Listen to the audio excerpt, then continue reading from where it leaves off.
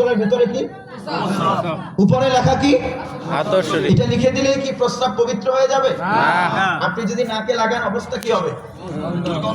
ঘ্রাণ আসবে না গন্ধ আসবে? একটা বোতলের ভিতরে প্রস্রাব ঢুকিয়ে উপরে মহাপবিত্র আতর শরীফ লিখে দিলে এটা যেমন ব্যবহারের উপযোগী হয় না, ঠিক তেমনি ভ্যালেন্টাইন্স ডে যাজকের দিবস, এইটার উপরে ভালোবাসার মোড়ক লাগালেও মুসলমানের সন্তানের জন্য এটা উদযাপন করা, সেলিব্রেট করা কিছুতেই জায়েজ হয়।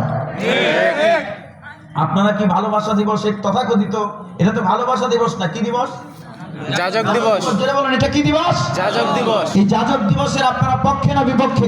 বিপক্ষে। আমি শুরুতে চরিত্র রক্ষার গুরুত্ব নিয়ে কথা বলেছিলাম। একজন মুসলমানের কাছে চরিত্র অনেক গুরুত্বপূর্ণ জিনিস। চরিত্র যদি কারো রক্ষা হয় সে মুস্তাজাবুদ দাওয়া হয়ে যায়, তার দোয়া আল্লাহর দরবারে কবুল হয়ে যায়। এই জন্য ইহুদি খ্রিস্টান দেখেছে চরিত্র নষ্ট করতে হবে। চরিত্র আমাদের কম দামি জিনিস না বেশি দামি জিনিস? এইটাকে নষ্ট করে দেওয়ার জন্য অনেকগুলো উপায় তারা অবলম্বন করেছে। এর একটা হলো ভ্যালেন্টাইন্স ডে। এই ভ্যালেন্টাইন্স ডে সমাজে ছড়িয়ে পড়ুক, আমরা কি এটা চাই? না চাইলে আমরা প্রতিরোধ করব ইনশাআল্লাহ। সবাই রাজি আছেন তো ইনশাআল্লাহ?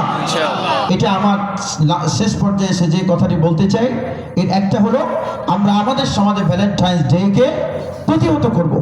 ইসলাম যে ভালোবাসার কথা বলেছে সেটা হলো রাসূলুল্লাহ সাল্লাল্লাহু আলাইহি ওয়াসাল্লাম বলেছেন, কেউ যদি আরেকজনকে আল্লাহর জন্য ভালোবাসে তাহলে আল্লাহ তাকে হাসরের ময়দানে আল্লাহর আরশের ছায়ার নিচে জায়গা দিয়ে দেবে। এই ভালোবাসা কি একদিন না প্রতিদিন? প্রতিদিন। বাবা মায়ের প্রতি ভালোবাসা প্রতিদিন। তা আমরা এই ভ্যালেন্টাইন্স ডে অশ্লীলতাকে এই সমাজ থেকে আমরা প্রতিরোধ করব ইনশাআল্লাহ। সবাই রাজি আছেন তো ইনশাআল্লাহ? বলে 1 নম্বর, এই উপলক্ষে ফুল দেওয়া হালাল না হারাম? হারাম। খ্রিস্টানের দিবস উপলক্ষে ফুল দেওয়া হালাল না হারাম? হারাম। ফেসবুকে মেসেজ উইশ করা, পোস্ট করা হারাম না হারাম? হারাম। আপনি যদি 1টা টাকা খরচ করেন ভ্যালেন্টাইন্স ডে উপলক্ষে, এই 1টা টাকা আপনার জাহান্নামে যাওয়ার কারণ হয়ে যেতে পারে। সেজন্য আমরা মাইকের আওয়াজ যারা শুনছেন তাদের প্রতি অনুরোধ, ভ্যালেন্টাইন্স ডে এটা মুসলমানের দিবস না, এটা যাজক দিবস। যেই যাজক চেয়েছিল যৌনতাকে অবাধ করে দিতে, সেই যাজকের নামের দিবস। আমরা এই জন্য এই দিবসকে প্রতিহত করবো ইনশাআল্লাহ।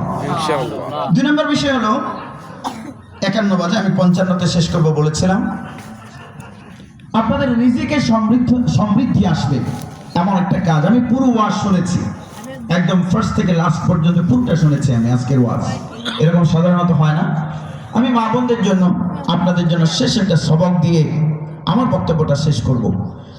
আচ্ছা, আপনাদের রিজিক বাড়ুক আপনারা চান না? আরো জোরে জোরে বলুন, চান কি? মা বোনেরা চায় কিনা? রিজিক বাড়ার বড় একটা আমল হলো নামাজ পড়া। রিজিকের মালিক কে?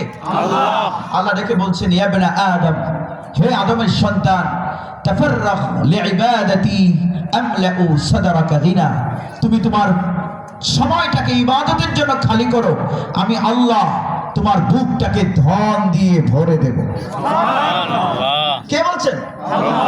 আল্লাহ চাইলে আমাদের অভাব দূর করে ধন সম্পদ দিয়ে ভরে দিতে পারেন কি পারেন না? পারেন।